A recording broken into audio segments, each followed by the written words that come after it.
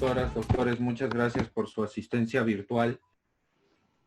Vamos a empezar el día de hoy con la temática que me ha encargado la escuela y le agradezco a la escuela también por esta valiosa oportunidad. Dos temas, los contratos privados, ¿no? Entiéndase contratos privados en el marco del COVID-19 o todo el contexto socioeconómico provocado por la pandemia y responsabilidad civil también, algunos aspectos problemáticos, siempre en el contexto pues pandémico, ¿no? que nos está tocando vivir. Bien, entonces, dicho esto, doctoras, doctores, ¿no? Y agradeciendo nuevamente su atención, empezamos.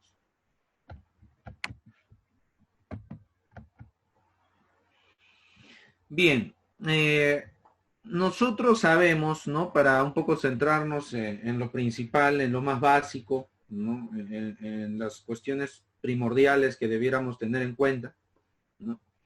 Que cuando hablamos de contratación privada, pues hablamos de estos contratos, de estos acuerdos regulados en el Código Civil, en normativa comercial, como la Ley General de Sociedades, por ejemplo, ¿no? O inclusive, los propios contratos bancarios, ¿no? Y siempre pues en el marco de efectos que consisten en obligaciones de dar, de hacer y de no hacer. Entonces, la principal cuestión que aquí surge es, ¿puedo yo como un deudor contractual, ¿no? Como un obligado contractual, ¿no? Alegar, sostener que mi incumplimiento no debe acarrearme responsabilidad, porque mi incumplimiento se justificaría, se explica sobre la base de la pandemia, ¿no? Yo no he cumplido, entre comillas, ¿no? Por decirlo de alguna manera, yo no he cumplido por culpa del COVID, ¿no? Yo no he podido cerrar el contrato por culpa del COVID. El COVID es el responsable. El COVID es el gran causante. Yo no, dice la parte contratante. Claro, la pandemia nos obliga a evitar aglomeraciones. Con o sin mascarillas, una aglomeración, ¿verdad? No es nada recomendable, ¿no? Entonces, la pandemia también nos obliga a mantener un distanciamiento social. Entonces, imaginemos que, por ejemplo, ¿no? Pongamos un supuesto hipotético, ¿no? A un grupo de expositores o a una empresa, ¿no? Una empresa la contratan para hacer un seminario, ¿no? Un evento, ¿no? Y este seminario, este evento, ¿no? Va a ser pues abierto al público, ¿no?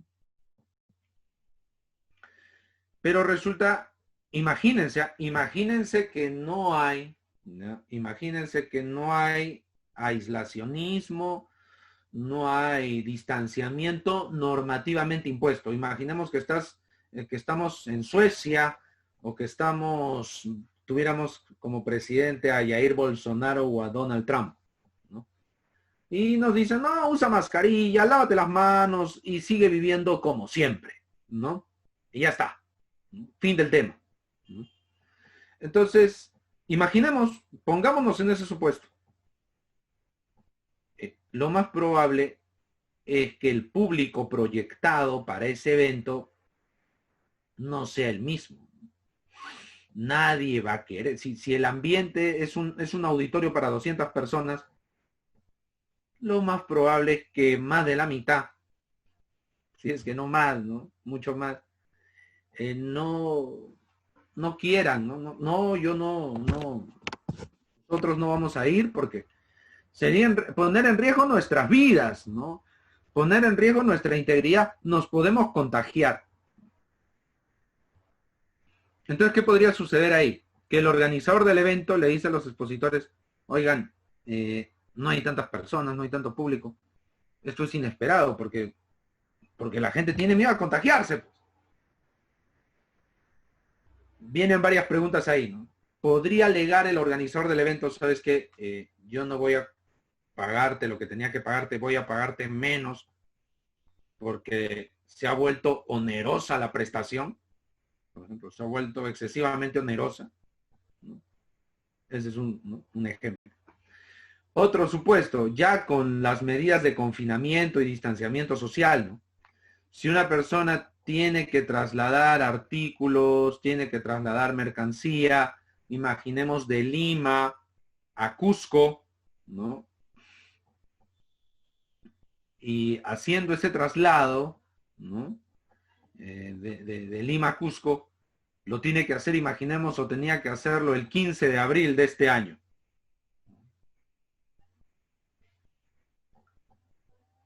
Habiendo, ¿no? Esta situación, ¿no? Imaginemos, ¿no? 15 de abril. Ya en ese momento no se puede salir de Lima. ¿Cómo podría ser yo para llevar la mercancía al Cusco? No puedo. Si lo intento, puedo terminar preso. O sea, legalmente no debo salir de mi casa. Legalmente no puedo salir.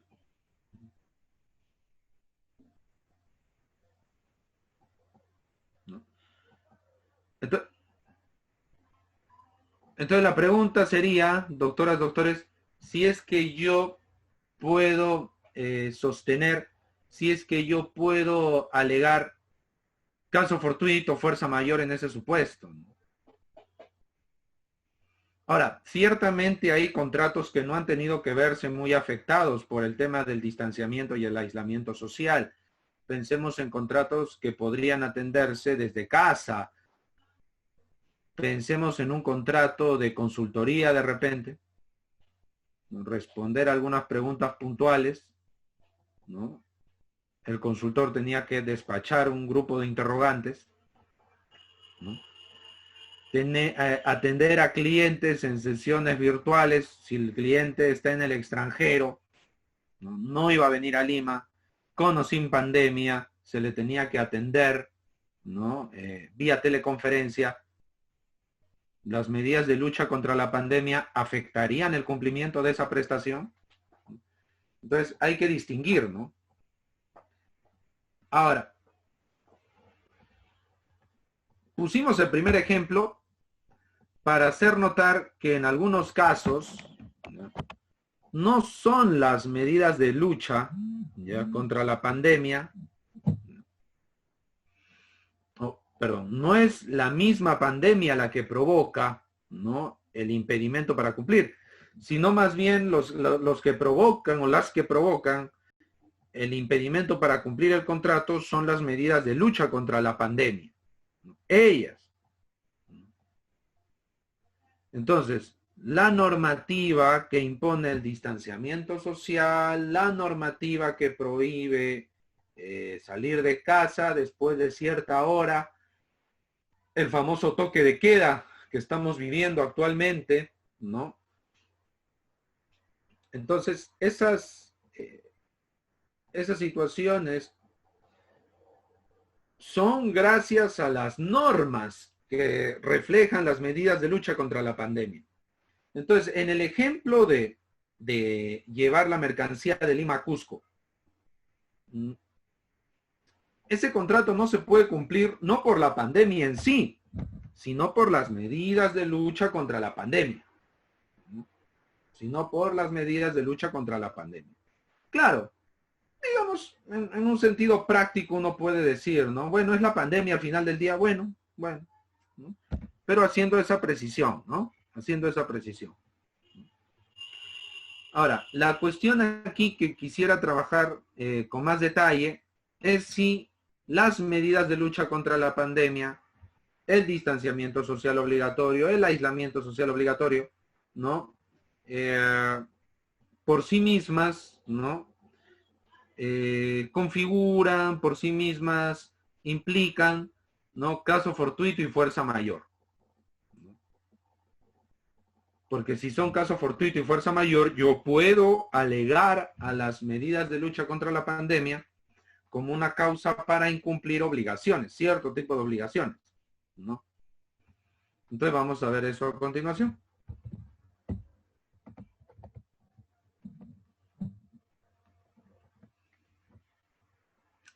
Las medidas de lucha contra la pandemia como supuestos de caso fortuito o fuerza mayor. A ver, vamos a ver eso. Las medidas de lucha como hechos extraordinarios. ¿Por qué tendríamos que evaluar, como pueden ver ustedes en la diapositiva, doctoras, doctores, que los hechos sean extraordinarios, imprevisibles e irresistibles? Vamos a elevar esto, ya. ¿Por qué tendríamos que hacer esa evaluación? Por el artículo 1315 del Código Civil. Artículo 1315 del Código Civil. ¿Qué dice el artículo 1315 del Código Civil? Que vamos a tener un evento que es caso fortuito, fuerza mayor, cuando sea extraordinario, imprevisible e irresistible. Cuando sea extraordinario, imprevisible e irresistible, ahí. ¿De acuerdo? Ahí vamos a tener. ¿Ok? Entonces yo tengo que evaluar si el decreto supremo 044, que es la matriz, ¿no?, de medidas de lucha contra la pandemia, y sus sucesivas modificaciones, ampliaciones y cambios, ¿no?, son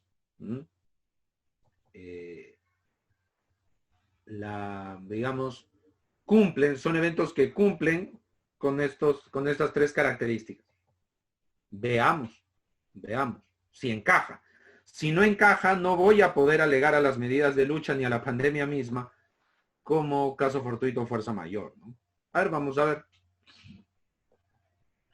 Las medidas de lucha contra la pandemia, el distanciamiento social, el aislamiento social obligatorio, son hechos extraordinarios. ¿Qué deberíamos entender por evento o suceso extraordinario? Es un suceso, un evento que es ajeno al normal transcurrir de los hechos, ajeno al normal devenir de los acontecimientos.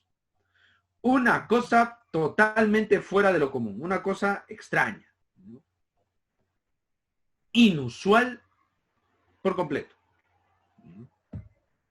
Entonces, en ese caso, ¿no?, en ese supuesto, nosotros tendríamos que preguntarnos si es que estas medidas de lucha se pueden considerar como extraordinarias. Yo sé, y es más, estaría yo de acuerdo con ustedes, o estoy de acuerdo con ustedes, si es que ustedes piensan que, bueno, profesor, doctor, es evidente, ¿no?, que estamos ante un evento extraordinario e imprevisible, ¿no?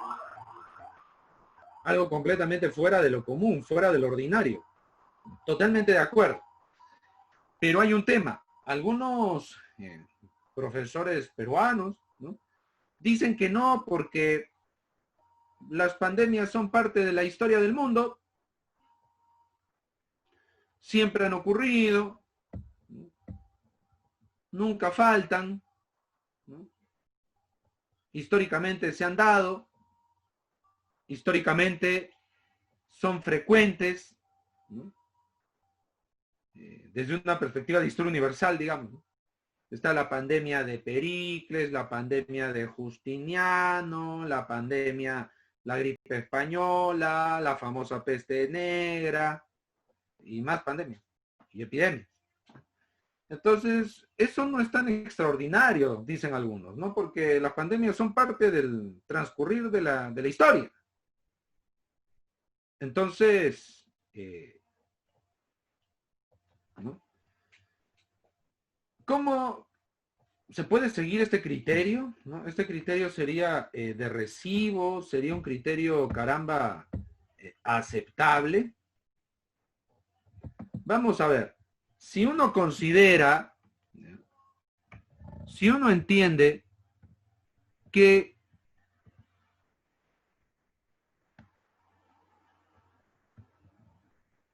las medidas de lucha contra la pandemia son eventos extraordinarios, ¿por qué tendrían que serlo? ¿Por qué tendríamos que considerar que son eventos extraordinarios? Porque, doctoras, doctores, para que algo sea extraordinario no tiene que haber ocurrido por primera vez en la historia. El término extraordinario se puede aplicar, caramba, hasta para un plato de comida, ¿no? Este lomo saltado está extraordinario. Para una clase, ¿no? Esta clase ha sido extraordinaria. Para un libro, ¿no? El libro que me he comprado es extraordinario, ¿no? En fin, ¿no? Fuera del ordinario, pero no, extraordinario es eso, de su propio significado literal, fuera de lo normal. No dice que tenga que haber ocurrido por primera vez.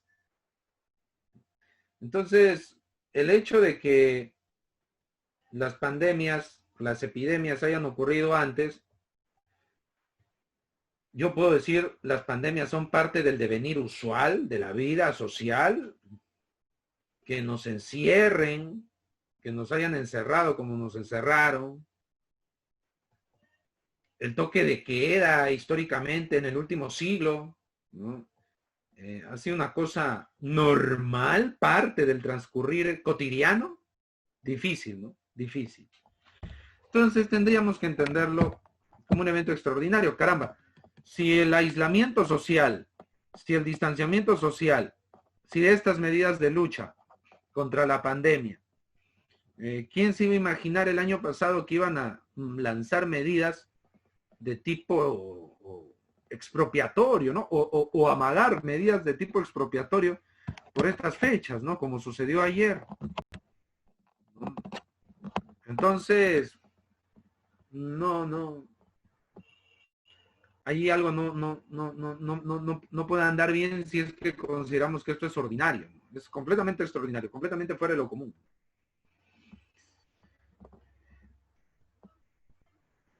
Que algo haya ocurrido en el pasado no significa que por ese hecho deje de ser extraordinario. Un equipo que gana la Copa del Mundo siempre es un equipo extraordinario y cada 4 años se da, ¿no?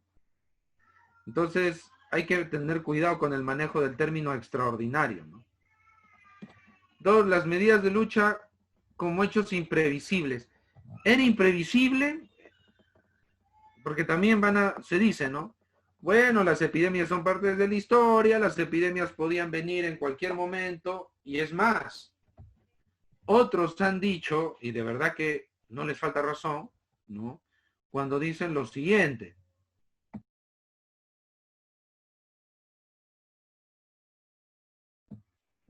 A ver, ya. Esto ya se veía venir desde diciembre. Desde el año pasado ya circulaban noticias de un nuevo virus en China. Ya se veía venir.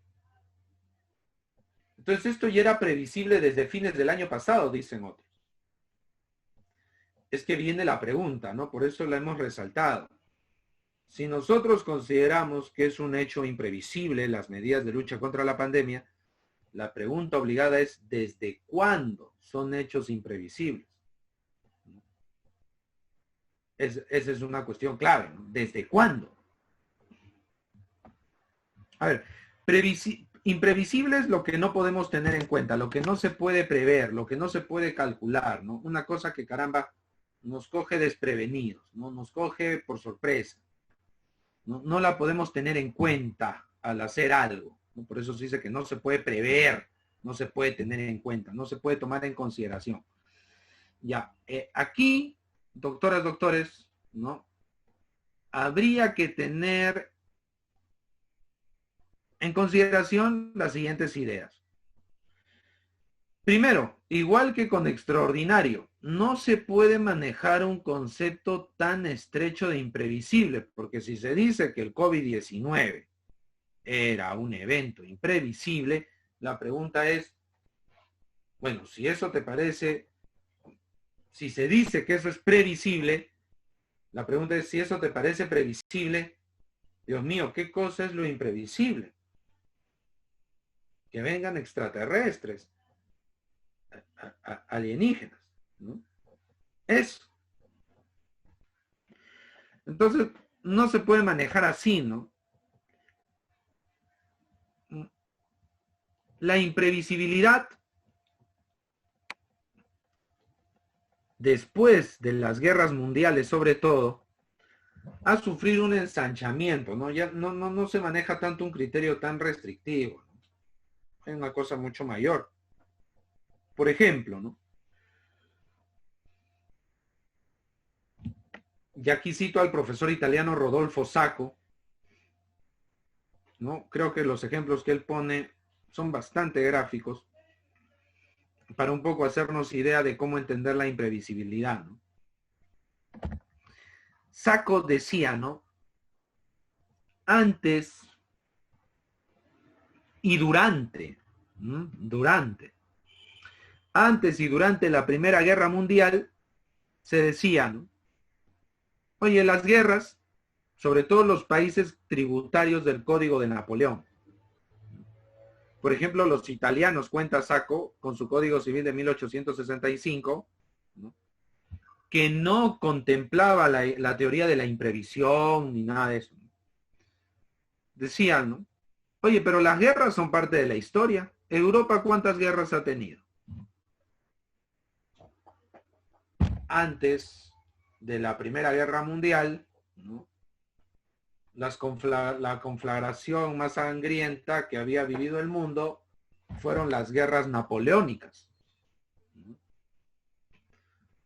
O sea, siempre ha habido guerras. De hecho, las guerras napoleónicas, les comento históricamente, no generaron en Francia o en la misma Alemania algún desarrollo de la teoría de la imprevisión. No. Durante el siglo XIX nadie hablaba de los hechos imprevistos como causales, ¿no? Para liberarse de un contrato, ¿no? O para modificar un contrato. Impensable. Y esa misma idea siguió incluso hasta durante el comienzo de la Primera Guerra Mundial, ¿no? Estalló la Gran Guerra, llamada Gran Guerra en ese momento. Varias personas tuvieron problemas para cumplir sus contratos y los países que seguían la lógica napoleónica, ¿no?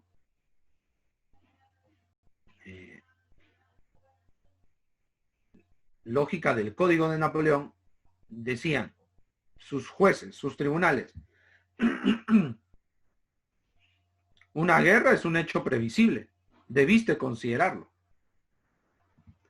Ya el contexto social se sabía, ya hubo firmas de alianzas, ¿no? La triple alianza, la triple entente cordial, ¿no?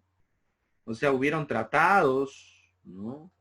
De ayuda, tratados de alianzas militares, políticas entre los países, cosa que nos indicaba que iba a haber una primera guerra mundial en cualquier momento, ¿no? Entonces los jueces, cuando la gente se quejaba, señor juez, por la guerra no he podido cumplir, ¿qué decían los jueces italianos, franceses? En plena guerra mundial, la primera. Bueno, pero las guerras son parte de la vida, pues. O sea, guerra siempre ha habido. Eso es previsible. Y los eventos imprevisibles no son caso fortuito, fuerza mayor. No. Así que tienes que cumplir nomás y si no cumples vas a asumir la responsabilidad. Imagínense, señor juez, no he podido trasladar estos equipos o no he podido cumplir con entregar estos paquetes o no he podido realizar esta obra porque ha estallado la guerra. Bueno, pues la guerra era previsible, no te puedes quejar por eso. Así. Ni más ni menos. Pero Sacco nos dice, bueno, eso cambió, ¿no? Porque era pues los desastres de la Primera Guerra Mundial y de la Segunda Guerra Mundial fueron tan grandes que ya ese enfoque no se manejó. O sea, si las guerras mundiales no eran previsibles, Dios mío, ¿qué cosa iba a ser previsible? Es cierto, dice Sacco, que las guerras son parte de la historia, definitivamente, eso ni vuelta que darle, ¿no? Las guerras son partes del devenir, ¿no? De la sociedad. Son previsibles en un sentido bastante lato. Pero tengamos en cuenta los siguientes factores, dice Sacco. ¿Cuándo exactamente va a suceder la guerra? ¿Alguien sabe? O sea, todo el mundo sabe que en cualquier momento puede haber una guerra, pero ¿cuándo va a estallar? ¿Se sabe? No se sabe. Nos puede tomar por sorpresa entonces, pues si no se sabe cuándo va a suceder, cuándo ocurra, es probable que nos tome desprevenidos, ¿no? Segundo, ¿no? ¿Cuánto va a durar la guerra? No se sabe, no se sabe. ¿Qué consecuencias económicas va a tener una determinada guerra? Tampoco se puede calibrar. Entonces, Sacco nos cuenta que para los años 30, a propósito de la Segunda Guerra Mundial, ya los jueces italianos, los italianos sobre todo, porque con los franceses la historia fue un poco diferente, pero nos interesa el caso de los jueces italianos porque en materia de contratos y obligaciones Italia ha influido mucho en el Perú, ¿no? Ya los jueces italianos entendían lo siguiente: a ver, para 1930, 1932, 33, 34, sí se sabía que iba a haber una otra guerra. O sea, ya más o menos se podía prever, ¿no? Para el año 36, 37, sí, ya en cualquier momento va a haber otra guerra. Alemania está muy hostil, ¿no? Alemania está muy ambiciosa, ¿no? Ok, pero para los contratantes de 1936, si a ellos uno les preguntaba el año 36, 37 o hasta el año 38, oye, ¿tú crees que haya guerra entre la Alemania nazi, la Italia fascista, el Imperio del Japón con los países capitalistas, liberales? Sí, claro, la cosa está candente. ¿Cuándo estallará la guerra? Ah, no tengo idea. Seguro será pues el año 43, 44. Es más, si uno revisa historia, puede advertir que había documentación de que se entendía, los países europeos entendían que la guerra debió desatarse más o menos en 1942 o 1943, no en el año 39. O sea, un ciudadano que celebraba el año 38 un contrato no tenía idea de cuándo iba a ocurrir. O sea, sí podía prever que iba a haber una guerra, pero ¿cuándo iba a empezar? No. ¿Cuánto iba a durar? Tampoco. Podía ser una guerra rápida. ¿Cuánto iba a durar? No se sabe. Sobre todo, cuáles iban a ser las consecuencias socioeconómicas? Tampoco se podía saber, ¿no? Tampoco se podía calcular. Entonces Sacco nos dice, eso es imprevisible. No se puede saber cuándo va a ocurrir, no puede saberse cuáles van a ser sus implicancias y no se puede saber tanto su duración. Ese criterio, doctoras, doctores, lo podemos aplicar al tema de la pandemia. Las pandemias son parte de la historia de la humanidad, obvio, igual que las guerras, pero pueden ser imprevisibles, ¿no? ¿Cuándo va a ocurrir la pandemia? No se sabe. ¿Cuánto tiempo va a durar? No se tiene idea. ¿Qué consecuencias, más o menos de manera exacta, van a acarrearse? Tampoco se puede saber. Entonces, sí es un evento imprevisible. Sí podemos entenderlo como un supuesto caramba que no podemos tener en cuenta, ¿no? ¿No? Como nos enseña Rodolfo Sacco. Entonces sí cabría. Pero les doy un dato más, ¿no? Para evaluar el tema de la imprevisibilidad, doctoras, doctores. Aquí debemos resaltar las declaraciones que hizo el director general de la OMS, el biólogo etíope, ¿no? Tedros Adhanom. El biólogo etíope Tedros Adhanom, como sabemos, que no es propiamente doctor, ¿no? Eso también le han criticado sus detractores. Él es biólogo, ¿no? Tedros, el 31 de enero de este año, el 30 de enero de este año, declaró la emergencia sanitaria de preocupación internacional en el continente asiático. Eso fue prácticamente el último día de enero del 2020, de este año. Estamos hablando de este año. O sea, todavía ni siquiera hace 5 meses. Y le preguntaron a Tedros, ¿no? Ese día, ¿no? Oiga, señor, ¿Qué le espera a los países sudamericanos, a los países con un sistema sanitario débil de cara a esta pandemia, ¿no? O a esta epidemia, todavía epidemia, ¿no? ¿Qué les espera? ¿Cuál es su pronóstico? ¿Qué va a pasar, ¿no? Y Tedros dijo algo bastante interesante, ¿no? Y preocupante también. Tedros dijo, no lo puedo saber. No sé. Porque es un virus nuevo. Su comportamiento puede variar de país en país. La verdad que no tengo idea. O sea, el jefe de la OMS no tenía claro qué podía pasar en un país como el Perú a fines de enero de este año. ¿Cómo le voy a pedir a un ciudadano peruano que tenga más poder de predicción sobre la pandemia en el Perú que el director de la OMS? Imposible, pues. Entonces yo creo que con esa consideración ya, ¿no? Ya creo que es evidente que estamos ante algo imprevisible. El problema es desde cuándo.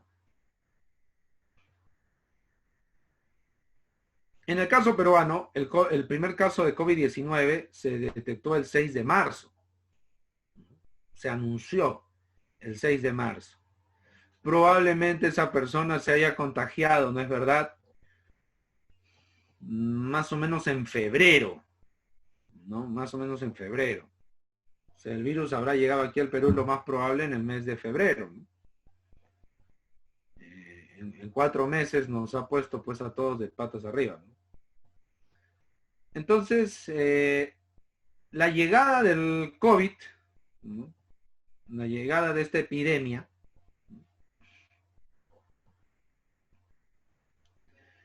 ya era esperable desde fines de febrero, pero las repercusiones que iba a traer en el Perú, eso sí no se tenía muy claro, ¿no? De hecho, cuando todos nosotros vimos las noticias de los grandes confinamientos en Europa, que son noticias más cercanas de repente que las asiáticas, eso ocurrió en inicios de marzo, ¿sí? Ese gran confinamiento de la Lombardía, ¿no? Ocurrió en marzo, inicios. Ya va a ser pronto cerca de 4 meses de eso. De esos infaustos momentos para el país europeo, Italia. España también fue asolada por la epidemia. Entonces, los primeros días de marzo, pues los ciudadanos peruanos podíamos ver los medios internacionales y saber más o menos qué tipo de paliza daba esta epidemia al sector salud, ¿no? Entonces, doctores, parece que si nos dicen desde cuándo, la fecha referencial sería desde marzo.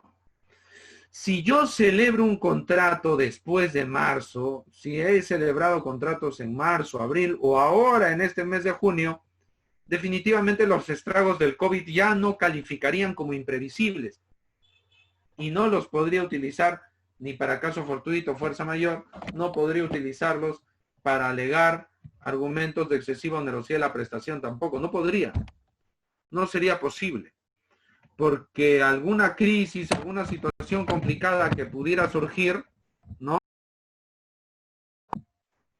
Era más que nada, ¿no? O ya sería una circunstancia que se debería prever, que se debería calcular. Mal sería en decir, oh, no se podía saber. No, pero ¿por qué?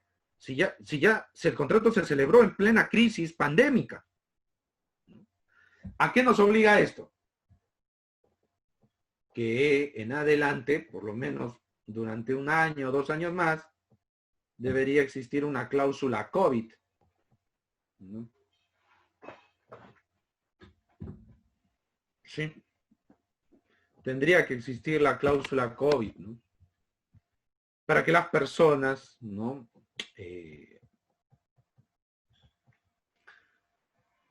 Acuerden, regulen, según su voluntad, qué van a hacer ante un nuevo confinamiento.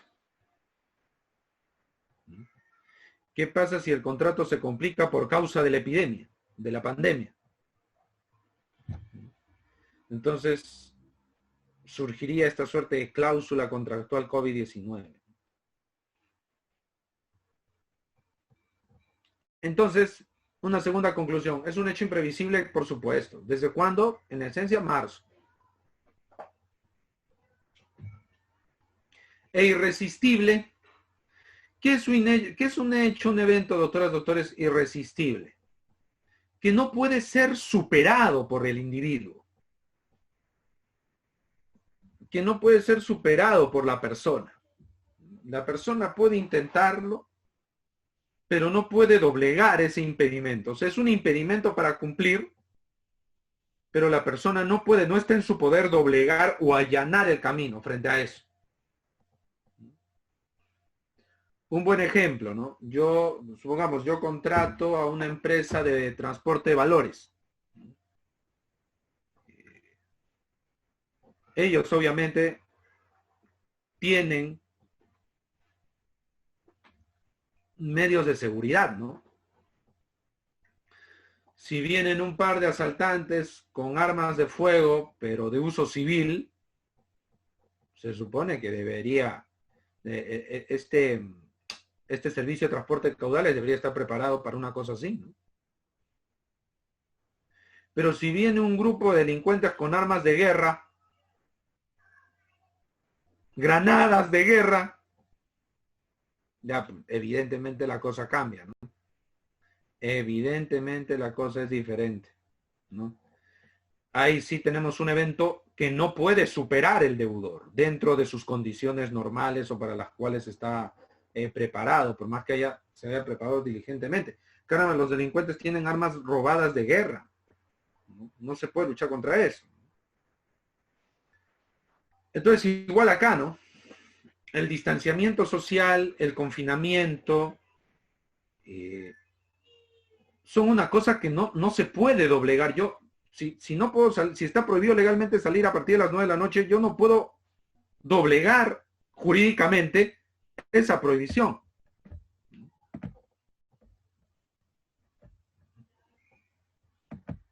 ¿De acuerdo?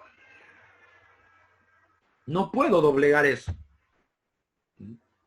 Entonces sí sería irresistible. Claro, algunos dicen, oiga, no, pues ¿cómo va a ser irresistible? ¿No ves que en otros países no hay confinamiento? Pero es que la irresistibilidad no es para el Estado. No es un tema del Estado, es un tema de los particulares principalmente. Acá estamos hablando de contratos privados en el Perú. La pregunta no es si el Estado pudo evitarlo o no pudo evitarlo. El problema es el ciudadano, el particular. ¿Puede vencer esas prohibiciones? No, pues son mandatorias del Estado. Viene, me agarra un capitán Cueva y...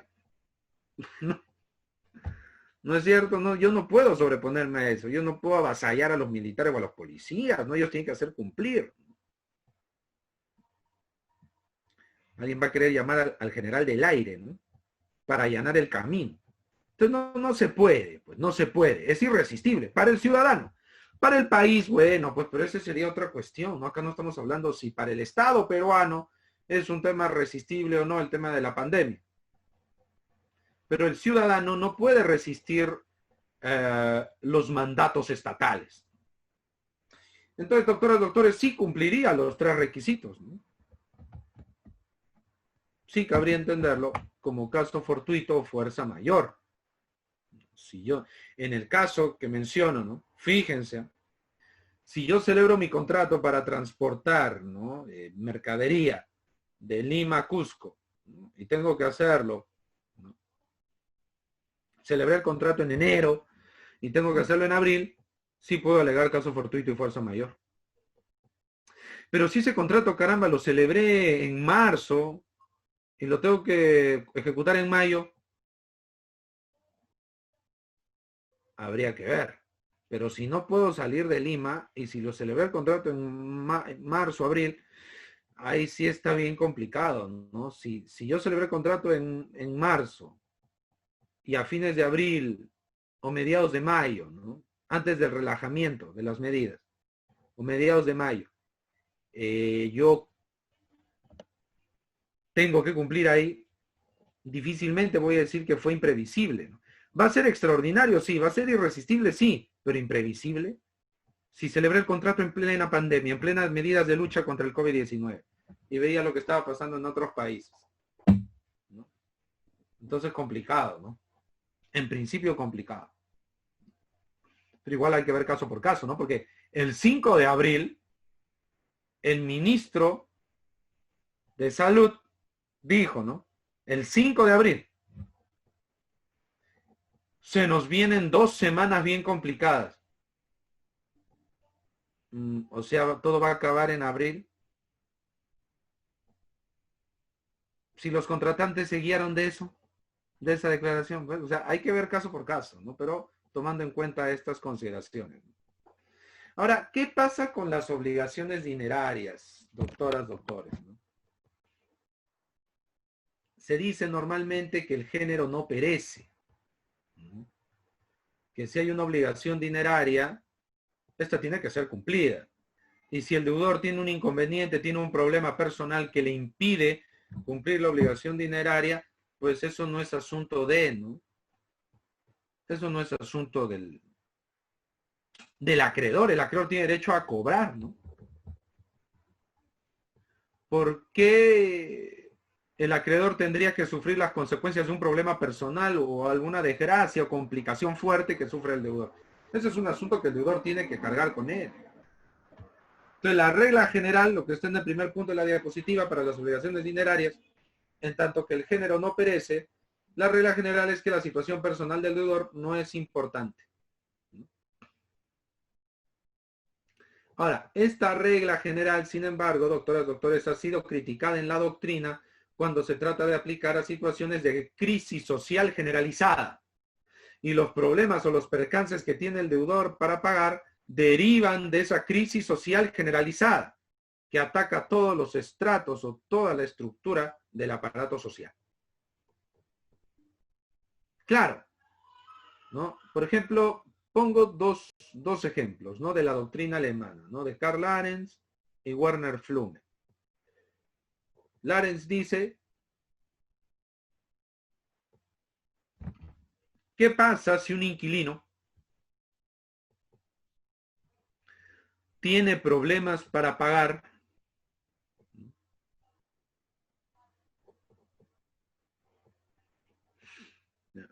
si un inquilino tiene problemas para abonar un dinero, su renta? ¿Por qué?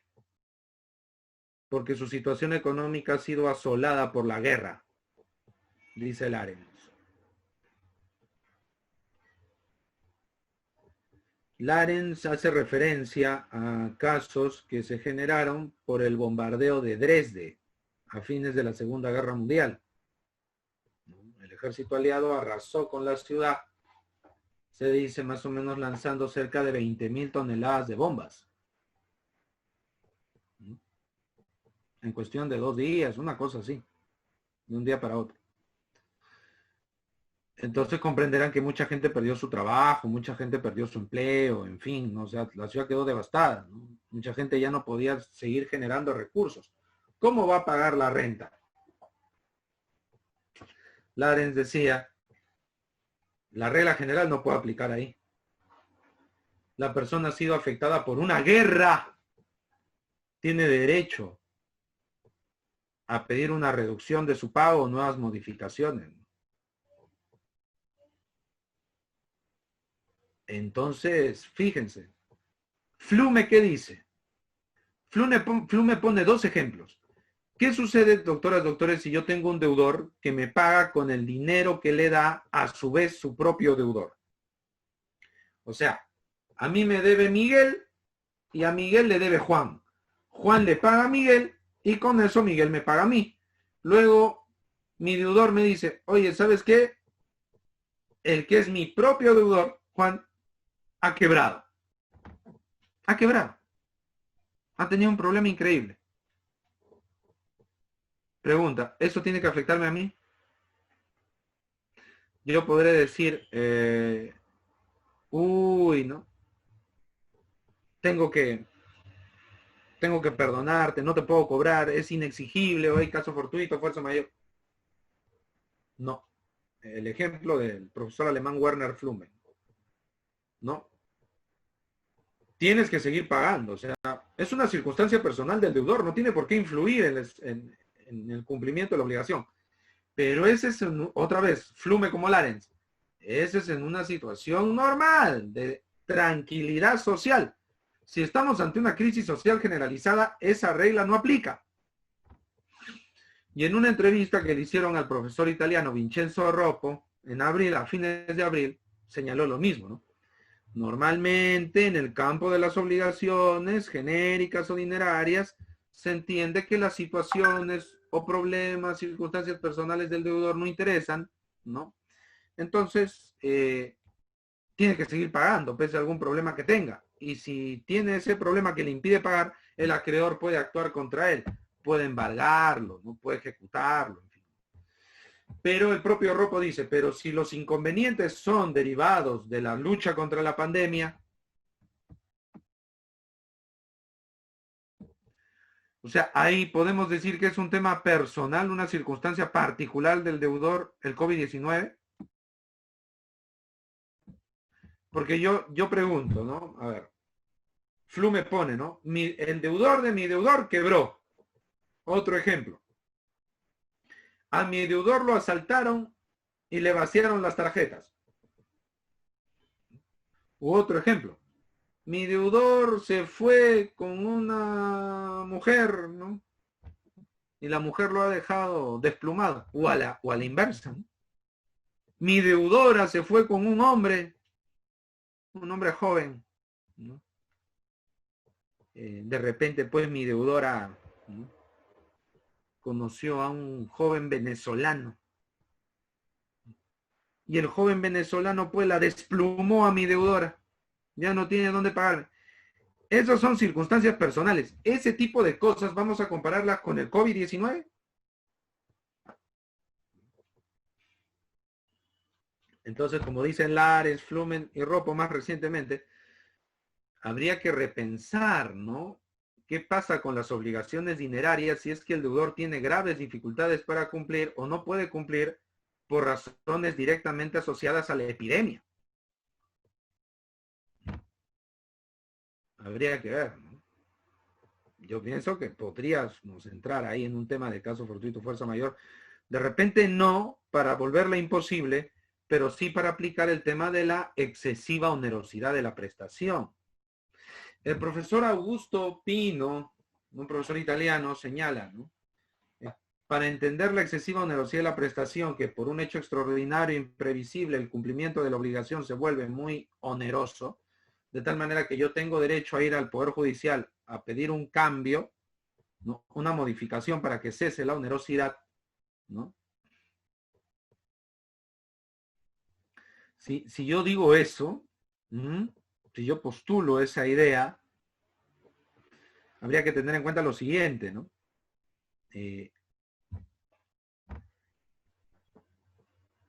Tengo dos opciones. Entender a la excesiva onerosidad como una sobrecarga del peso económico de la prestación, o sea, que formalmente los costos no han cambiado, pero cumplir se me vuelve muy difícil por causa de los estragos pandémicos. La otra concepción es no, que la excesiva onerosidad no afecta a la persona, sino que afecta a la prestación, y si formalmente el número o el valor económico de la prestación no cambia formalmente, pues nada, no hay excesiva onerosidad. Si tomamos en cuenta las ideas de Larens, Flume y Roppo, de que en situaciones de hecatombe social sí hay que considerar muy en serio las situaciones del deudor derivadas o vinculadas a la pandemia, definitivamente cuando Pino pone estos dos enfoques de la excesiva onerosidad, parece que habría que tomarnos en serio adoptar el primero, porque ese tiene en cuenta las circunstancias o dificultades personales del deudor, ¿no? Nos invita, pues, como ha dicho hace poco, que estuvimos en una mesa compartiendo con profesores italianos, una profesora de la Universidad de Palermo, Letizia Coppo, dice, es necesario ensayar interpretaciones pandémicas.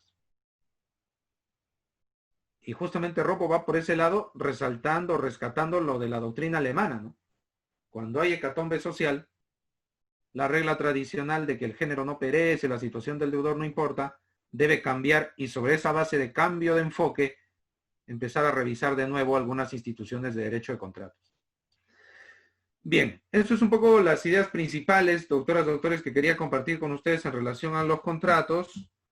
Vamos a ver ahora en la segunda parte la responsabilidad civil.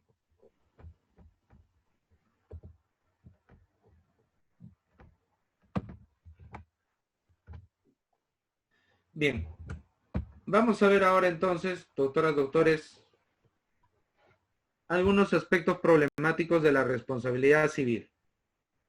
¿Ya? A ver, de todas maneras, no es que la pandemia va a suplir o va a desaparecer las figuras tradicionales, ¿no? Las figuras tradicionales van a seguir apareciendo. Es más, ¿no? Como un comentario vinculado, que me sirva de puente, ¿no? Para trasladar esto, ¿no? Hago presente también, doctoras, doctores, que pueden hacer sus preguntas por el chat. Si tienen alguna duda, si tienen alguna inquietud, sin perjuicio de cerrar de repente algunos minutos antes para dar pase a las preguntas, igual pueden formular sus preguntas por el chat, si gustan, ¿no? Para que no se les vaya la idea, ¿no? Bien, decía que sirva como puente, ¿no? De lo que estábamos conversando hace un rato. Por ejemplo, en contratos, en acto jurídico, unas dos figuras ahí creo yo que están llamadas a desempeñar un rol central, un rol clave, ¿no? Frente a la crisis socioeconómica del COVID-19, aparte del derecho concursal, obviamente, ¿no? Porque pues cuántas empresas se van a declarar en quiebra, ¿no? Dios mío, esa es la situación, ¿no? Hay otras dos figuras civilistas, ¿no? Netamente. La acción pauliana y la simulación. La acción pauliana y la simulación son dos figuras, ¿no? Que van a tener un rol también protagónico, porque vía actos en fraude de acreedores o vía actos simulados es que se suele sacar la vuelta a los acreedores, ¿no? Se suele realizar actos que compliquen o dificulten el cobro de los créditos. Y como quiera que haya una crisis económica, puede pasar, puede ocurrir, pues caramba, ¿no? Ya he tenido un par de consultorías sobre eso, de deudores, pues caramba, que están disponiendo de sus bienes, ¿no? Para no pagar, para poner a salvo. Se han iniciado una serie de operaciones de salvataje, ¿no? Del patrimonio, apelando a actos fraudulentos, ¿no? Salvataje entre comillas, ¿no? O actos simulados, ¿no? Entonces, allí también es necesario, ¿no? Tener en cuenta eso, ¿no? Que son instituciones también que tienen que ser estudiadas. Entonces, la responsabilidad civil también es una de estas instituciones o figuras, ¿no? Tradicionales, ajenas a los contratos, que van a tener un rol importante frente al COVID, ¿no? A ver, veamos esto con más detalle, ¿no? ¿Qué aspectos de la responsabilidad civil serían relevantes, ¿no?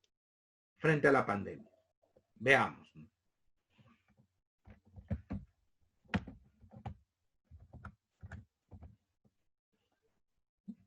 Bien. ¿Qué pasa, doctoras, doctores, con el asunto de los efectivos militares y policiales?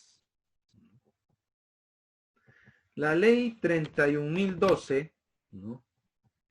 Exonera de responsabilidad civil a los efectivos militares y policiales, es la pregunta, ¿no?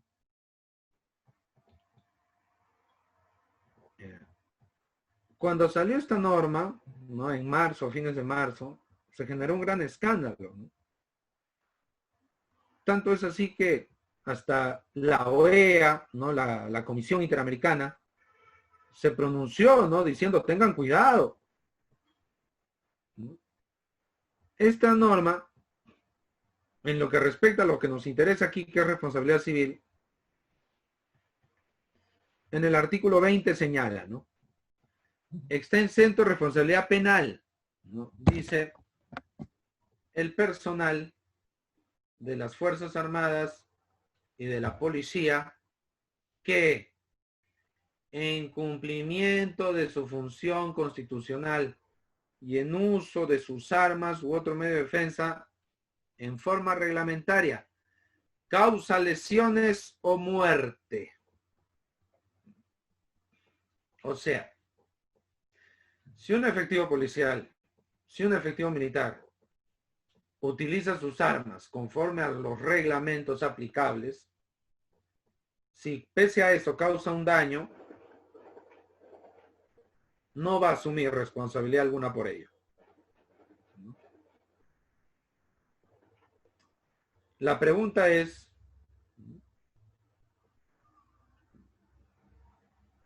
aquí el punto a ventilar, digamos, es el siguiente. Esta norma los exonera de responsabilidad civil si cometen o si hacen algo malo, o sea, si matan a alguien o causan lesiones violando su reglamento. Obviamente que no. O sea, si el policía, si el militar no respeta, ¿no?, el reglamento, si el policía o el militar no respeta, ¿no?, los reglamentos o normativas aplicables, ¿no?, habría que ver, ¿no?, habría que evaluar, ¿no?, si es que ha ocasionado un daño con su proceder. ¿Por qué? Porque estaría el componente de la antijuridicidad, el daño injusto, el daño ilícito que le llaman otros.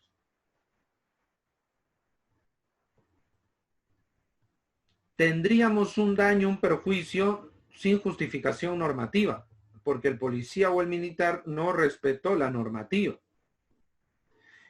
La modificación de la ley 31.012, doctoras, doctores, más que modificación, es un saludo al efectivo policial y militar, porque desde toda la vida, si el efectivo militar o policial ocasionaba un daño a alguien, no utilizando debidamente su armamento, no tenía por qué pagar indemnización porque está ejerciendo sus atribuciones de forma regular. Supongamos que el efectivo militar o policial actúa en legítima defensa. ¿Va a indemnizar a alguien? Obviamente que no. Entonces, la famosa ley 31.012, que se consideró como una amenaza contra la población, realmente no dice nada nuevo. Es más que una norma con un nuevo contenido normativo, por el momento, ¿no? Por el momento en que se aprobó, es más bien una norma que es un saludo, un gesto de apoyo, de respaldo, un gesto nada más, a la policía y a la milicia. Pero no les establece ningún beneficio en particular. Si ellos utilizan de forma incorrecta sus armas, van a tener que ser sancionados en sede penal y por supuesto que en sede civil, porque no habría ninguna norma que les permita causar daño usando de forma antirreglamentaria o no reglamentaria sus armas, sus recursos, ¿no? Entonces, si la actuación no es conforme a los reglamentos y de forma legal de la función, sí procede a aplicar la responsabilidad civil. Sí habría delito y por supuesto que se puede aplicar las reglas generales de la responsabilidad. Entonces, si el efectivo militar o policial actúa conforme a los reglamentos, todo bien. Si viola los reglamentos, evidentemente va a tener que asumir responsabilidad civil. La ley 31.012 no lo exonera de responsabilidad civil ni de penal por el mal uso, el imprudente uso, el inadecuado uso de sus recursos, su armamento sobre la población civil. ¿De acuerdo? Por ejemplo, ahí viene el tema del capitán Cueva, ¿no?, o de los efectivos policiales que se burlaron de personas LGTBI, ¿no? Nos hicieron hacer ranas, humillando a estas personas, ¿no? Eso no es el uso regular de los recursos, pues. Guste o no guste, no es el uso regular de los recursos. Por los daños que se ocasionen, que pueden ser daños patrimoniales, Daños extrapatrimoniales, puede haber daño moral, daño a la persona, ¿no? Eso lo va a tener que indemnizar. ¿Quién va a tener que indemnizarlo?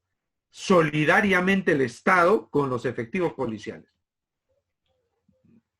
Solidariamente el Estado con los efectivos de la policía. Así que habría que tener bastante en cuenta eso. La base legal de esto último, ¿ya? ¿Cuál va a ser? El artículo 1981 del Código Civil, ¿no? Artículo 1981 del Código Civil. ¿Qué dice esta norma? Que en el caso de las personas jurídicas, ¿no?, de aquel que se vale de otros para cumplir sus actividades, si causa daño a terceros, va a ser solidariamente responsable. Si es que el tercero causa los daños, si es que el dependiente, perdón, causa daños en el cumplimiento de sus funciones, y obviamente de eso estamos hablando acá, de Fuerzas Armadas, fuerzas policiales que ocasionan los daños con ocasión o a propósito de el cumplimiento de sus funciones, máxime en estos tiempos pandémicos. Entonces, puede ser que la persona no le interese demandar al Estado porque cobrarle al Estado puede ser una complicación. Tranquilamente podría pedirle toda la indemnización que considere necesaria al efectivo o a los efectivos implicados.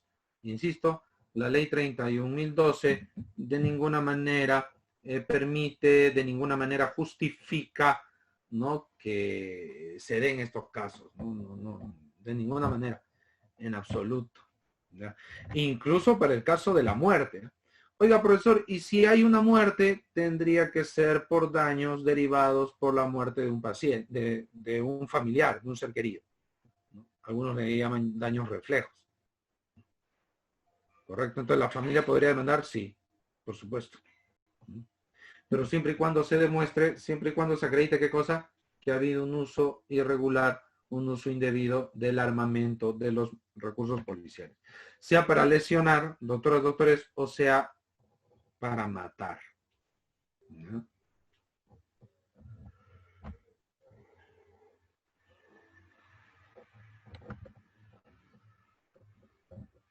Bien. El siguiente punto es la responsabilidad civil médica, ¿no? Un tema bastante delicado, bastante álgido. Bueno, un primer punto, ¿no?, punto clave que tenemos que tener acá en cuenta es que la responsabilidad civil médica es una responsabilidad que subjetiva. ¿Qué significa? Que si el médico no actúa con negligencia, si el médico no actúa con dolo ni con culpa, sobre todo, sin negligencia, y pese a eso se da el daño, el médico no asume. El médico no es responsable. Entonces el médico tiene que actuar siempre con diligencia, evitando conductas imprudentes, ¿no? Entonces la pandemia o la normativa de lucha contra la pandemia no autoriza a los médicos a ser negligentes. Entendamos eso.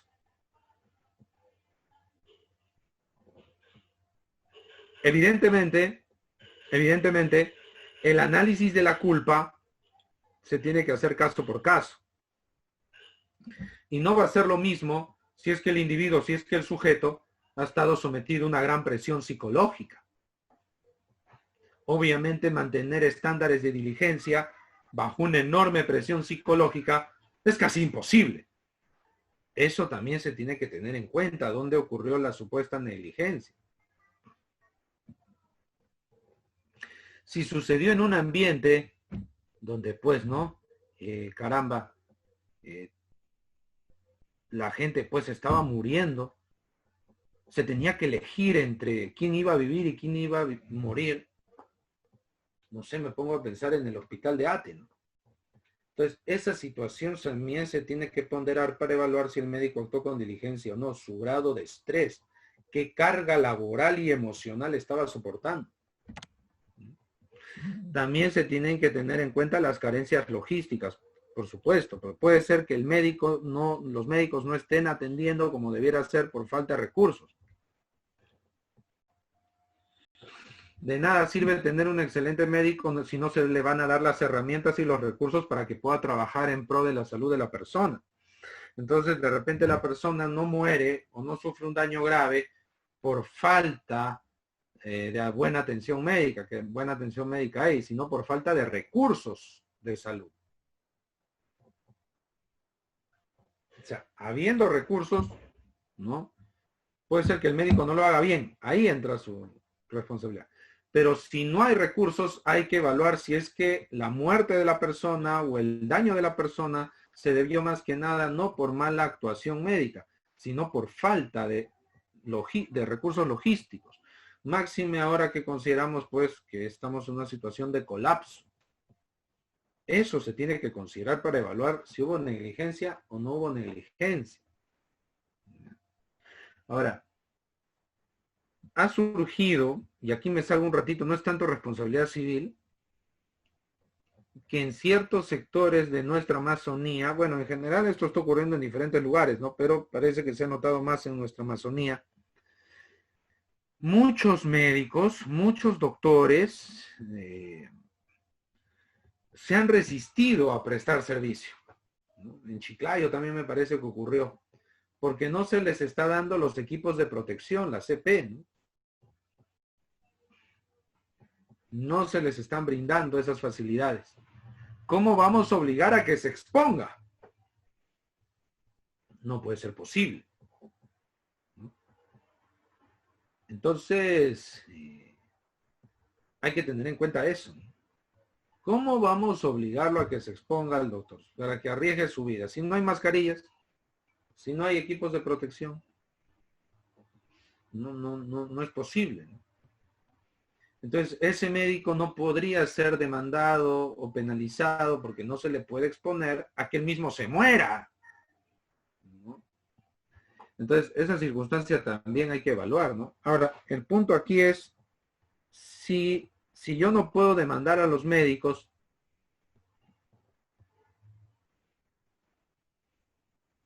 ¿podré demandar al Estado? ¿Podré hacer una demanda contra el Estado de repente? ¿No? Aquí viene el tema de responsabilidad civil del Estado, como lo habíamos anunciado hace un ratito, ¿no? Pienso, doctoras, doctores, que no. No por el argumento que ha estado dando el señor presidente en el sentido de que, bueno, estos son problemas estructurales, o el ministro Zamora, ¿no? Estos son problemas que vienen de hace tiempo, que la culpa lo tienen todos los presidentes anteriores. No tanto por eso. Es un factor a tener en cuenta, obviamente, sino porque la pandemia como tal, pues, como hecho extraordinario, imprevisible, irresistible y que ha remecido incluso al sistema de salud, a sistemas de salud sanitarios poderosos, el único país que no colapsó, o uno de los pocos países en Europa, ¿no?, que no colapsó pese a sufrir un gran embate epidemiológico, fue Alemania. Francia colapsó, Italia colapsó, España recontra colapsó. Alemania, que llegó a tener más de 30,000 camas UCI. Imagínense. Nosotros creo que en el extremo más total es 30,000 y pico, ¿no? No, perdón, 30,000. 30,000 y pico es Alemania. Nosotros 1,000. Y Alemania tiene una población de 80 millones. O sea, más o menos el doble y algo más del Perú. Entonces, es como si el Perú hubiera tenido una suerte de 13,000 buenas camas UCI, ¿no? Una cosa así para ir a la proporción. 13,000. Un sueño, ¿no? Qué bonito sería. De repente no hubiéramos colapsado.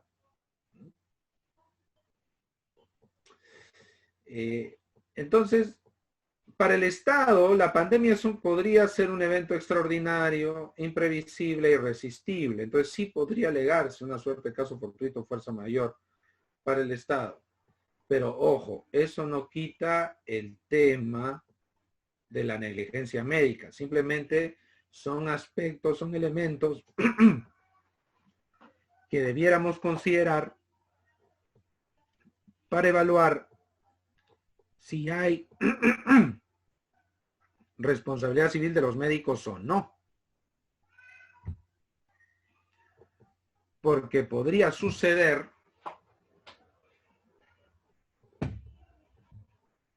que un médico, qué sé yo, por dobletear no duerma bien. Y se descubre eso. Por ejemplo, un médico está, supongamos, ¿no? En la San Felipe. Y después se va al hospital de policía, al hospital militar o al Rebagliati. Se consigue doble trabajo. No está durmiendo bien. Comete un error. Eso también hay que ver. Es una negligencia enorme que si en ambos trabajos le están dando la opción de descansar, no lo haga. No, que la crisis económica, no. Yo no voy a alegar eso. Pues no, que por la crisis económica he tenido que trabajar más y arriesgar vidas. ¿Cómo? ¿Por más plata has arriesgado vidas? Lo que tiene sentido es más bien al revés. Destruyo bienes materiales o prescindo de dinero para salvar vidas. Así es, ¿no? Entonces, habría que evaluar eso. Seguramente van a haber muchos procesos, muchos casos. Algunos van a decir que el médico no supo detectar. Ese es otro tema, ¿no? Si no, la única manera de asegurarse si se sabe, asegurarse que si se tiene la enfermedad o no es a través de la prueba. Lo demás es meramente aproximativo. No se puede saber con certeza, no se puede saber con exactitud, ¿no? Esa es la verdad, ¿no? Entonces, si no se puede saber con certeza, si no se puede saber con exactitud, yo no puedo acusar, ¿no? Yo no puedo sostener, ¿no? Que el médico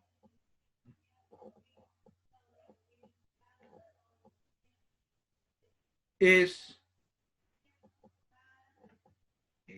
alguien que ha actuado pues de manera irregular, ¿no? O ha actuado de manera correcta.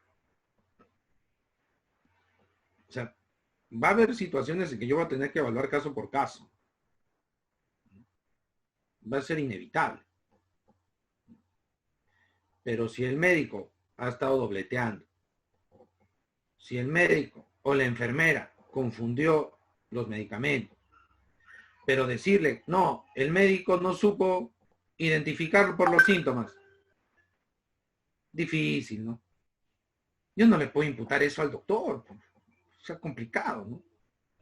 Ahora, muy distinto hubiera sido, supongamos, ¿no? Vamos a poner un ejemplo. Dios mío, ¿cuántas de estas habrá pasado, ¿no? Pero bueno. Está el paciente y todo lo hace vía Zoom, ¿no? Mire, doctor, tengo esto. O sea, todos los criterios clásicos. Ve el tema de la oxigenación, de la oxigenación de la sangre, y entonces le va dando, el paciente le va dando ciertas características de sus síntomas que indican que está empeorando y que tiene que ir a buscar ayuda. Pero el médico no se da cuenta. No, a lo Jair Bolsonaro, es una gripecita, ya te vas a curar. No creo. De repente has dormido mal, por eso te duelen los músculos. Me siento débil. Tienes que dormir más. O sea, de repente hay una actuación muy negligente del doctor. Eso se tiene que evaluar. Se va a tener que evaluar caso por caso. No, esto va a explicar, doctoras, doctores, lo que en España han llamado algunos de que vamos a salir de la epidemia del COVID y va a venir la epidemia de los litigios, porque cuántas cosas van a venir así, que no me atendió bien el doctor. Pero siempre hay que tener en cuenta, insisto, el tema de la carencia logística, la presión psicológica y que es caso fortuito o fuerza mayor que podría impedir que el Estado asuma responsabilidad. ¿Ya? Voy a demandar al Estado por no tener igual camas UCI que España. España ha tenido 10 veces, ¿no? Las camas UCI del Perú. España ha tenido cerca de 7.000 camas UCI. Y tiene una población como que el doble del Perú, ¿no? Entonces, en esos casos, ¿no? Yo no podría exigir al Estado, porque el Estado va a decir, bueno, pero esta es una circunstancia de fuerza mayor, caso fortuito, ¿no? Eso ha hecho que yo no pueda darte el servicio correcto. Todo fue demasiado rápido también. Y además, y ese es el otro tema, ¿no? ¿Qué hubiera garantizado que el hecho de que tuviera un sistema sanitario fuerte hubiera impedido las muertes? ¿Hasta qué punto? Porque en Italia han habido como 30.000 muertes. Pensemos en el caso del Reino Unido, ¿no? Que es el país con más muertos en Europa, ¿no? Entonces, van a ser juicios de valor que pueden ser un poco complejos, ¿no? Que pueden ser un poco complejos.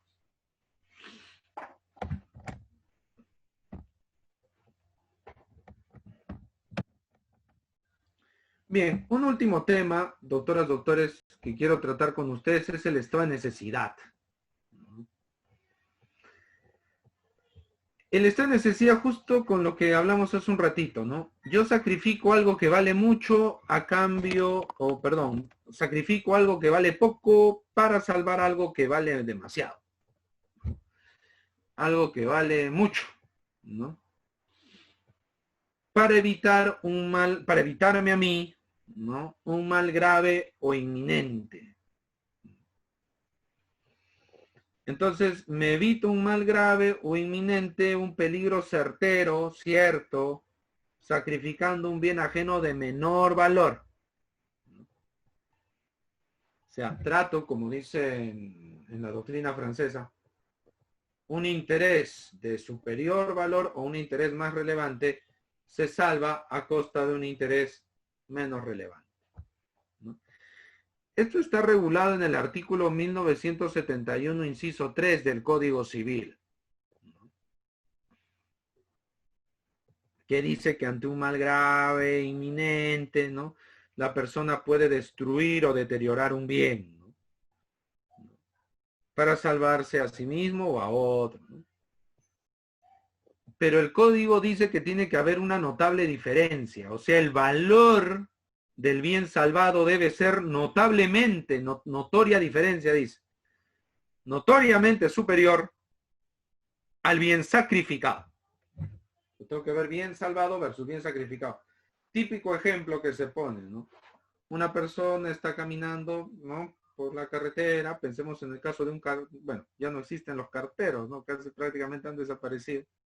Pero pensemos en el caso de una persona que hace delivery, ¿no? Está yendo, ¿no? Caramba, está caminando de lo más tranquilo y aparece un perro bravo, un perro fiero.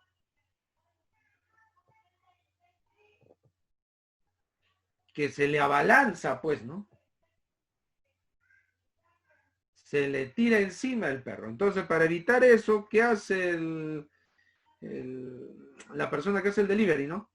Arranca un pedazo de madera de la cerca ajena, ve que hay una cerca ahí, arranca un pedazo y ataca al perro. Con eso se defiende, lo golpea.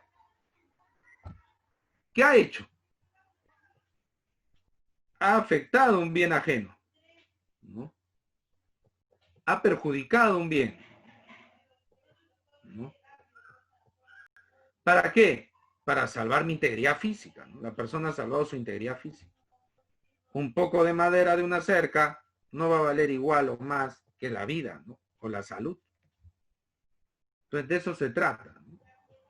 Entonces, aquí podrían entrar, doctoras, doctores, varias situaciones, ¿no? Recordemos que esto de necesidad también es en penal, ¿no? Y hay estado de necesidad exculpante y estado de necesidad justificante.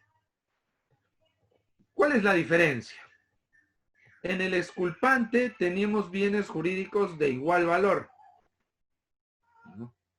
O sea, sacrifico un bien de igual valor que el bien que quiero salvar. Eso está en el Código Penal. ¿Eso está en civil? No. Oiga, profesor, o sea, si yo sacrifico un bien de cierto valor por otro de igual valor, yo tengo que responder por los daños civilmente, a pesar que en penal me puedo liberar de alguna responsabilidad penal. Así es, te puedes liberar de una responsabilidad penal, pero de civil no, tienes que pagar. Ahí. ¿Dónde entra civil? En el estado de necesidad justificante, cuando hay una diferencia grande, ¿no?, del valor de los bienes. Entonces, cuando hay una diferencia relevante, cuando hay una diferencia importante, ahí. Y si yo sacrifico un bien de poco valor para salvar un bien de gran valor, excelente, ¿no? Ahí aplica. Ahí se puede decir, bueno, se está liberando de responsabilidad. ¿Va a pagar indemnización por la destrucción o deterioro del bien de menor valor para salvar un bien de mayor valor? No. No va a pagarse indemnización. Entonces pensemos en algunos casos, doctoras, doctores, ¿no? Por ejemplo, hace un poco mencionaba el profesor Augusto Pino, él dice que esto se aplica en contratos, por ejemplo. A ver, pensemos. Pepito transporta balones de oxígeno.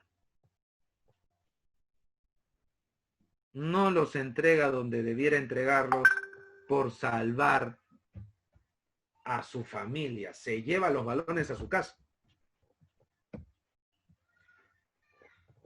Complicado, ¿no? En materia penal no va a haber problema para él. Posiblemente se va a aplicar el estado de necesidad sin pensar. Y ya está. Pero en penal. Pero y en civil, él tendría que asumir una responsabilidad civil por eso. En un análisis simple, en un análisis superficial, lo que podría decirse es, bueno, él está sacrificando, ¿no?, un derecho de obligación, su deber de entregar los oxígenos, los balones de oxígeno, para salvar una vida. Entonces, obviamente, sí hay una diferencia grande. Pero eso es una visión así superficial, doctoras, doctores, porque lo cierto es que la persona que ha comprado esos balones es porque necesita salvar a alguien. Realmente diríamos que ese estado de necesidad justificante. Entonces ahí hay que ver. A ver, veámoslo. Frente a mi empleador, supongamos que la persona, ¿no?, Pepito, ¿no?, frente al empleador de Pepito, mi empleador dice Pepito. Pepito dice, yo no voy a entregar los balones. Tengo que salvar a mi familia, ya. Frente a su empleador, frente a su jefe, él sí se puede decir, él está sacrificando su contrato de trabajo, su contrato de locación de servicios por salvar a su familia. Va, él está en necesidad. No paga indemnización. El problema es frente a los clientes, ¿no? El cliente va a poder demandar a la empresa de balón de oxígeno, definitivamente, pero podría demandar a Pepito. Claro, también, ¿no? Por supuesto. Porque obviamente esos balones de oxígeno, ¿a quién van a salvar? Otra vida. Frente al cliente, Pepito está ahí sacrificando una vida ajena por defender una vida propia. Y eso es igual valor. Y en civil igual valor no te exonera responsabilidad. Tiene que ser diferente valor. En el pago de la renta. No puedo pagar la renta porque si pago la renta no me alcanza para la ivermectina o para el paracetamol, la citromicina, ¿no?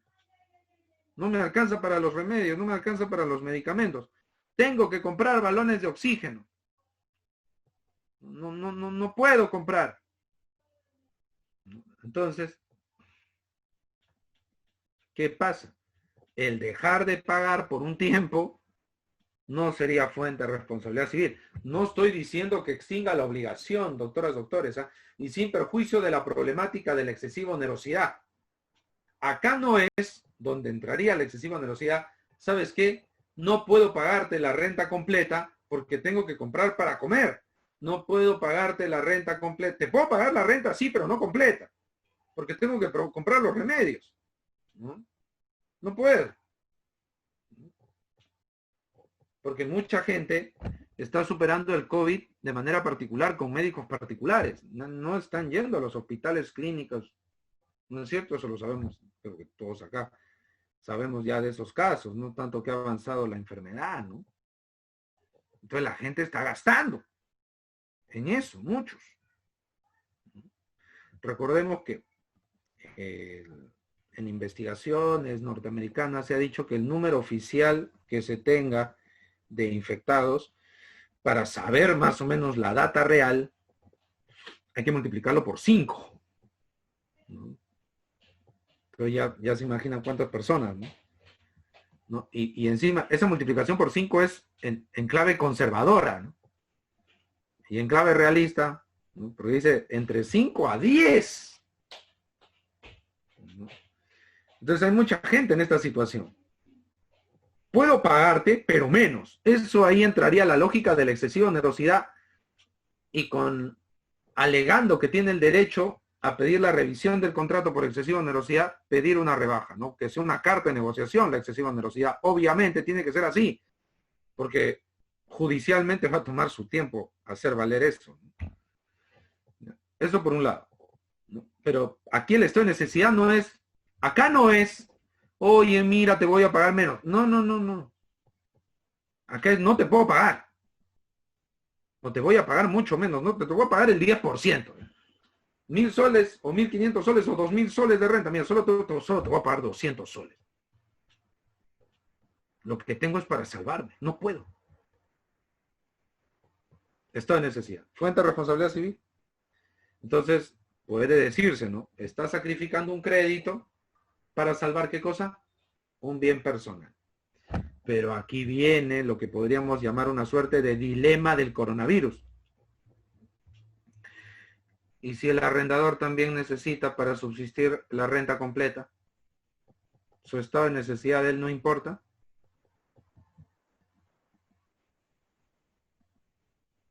En principio, no importa mucho. Eso no evita la configuración del estado de necesidad. ¿No? El 1971, inciso 3, no dice si el otro también está en necesidad o si el otro está en crisis económica. No dice eso. Las reglas de la excesiva onerosidad de la prestación no dice si el acreedor está necesitado. ¿No?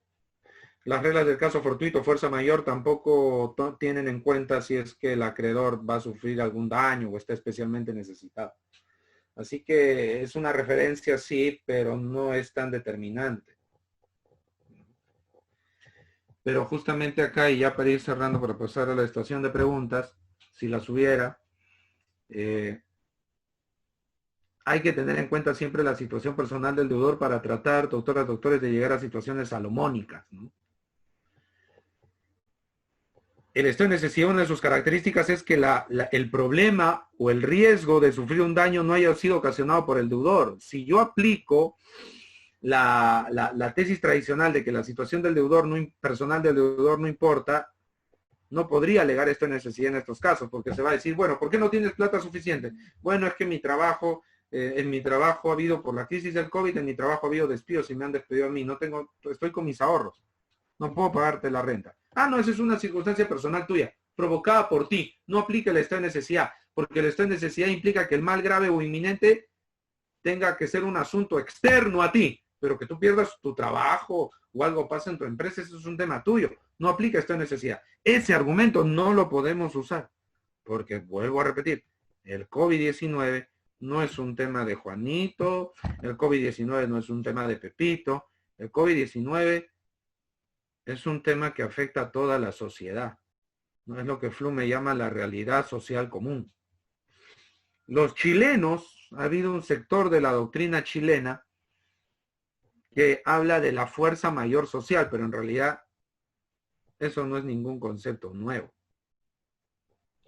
Pareciera, lo digo amablemente, no lo digo amablemente, pareciera que si los peruanos hemos sufrido con el suspiro, el ceviche, el pisco, caramba, los juristas alemanes van a sufrir con esto de la realidad social común, ¿no? O la fuerza mayor social, que es un producto alemán.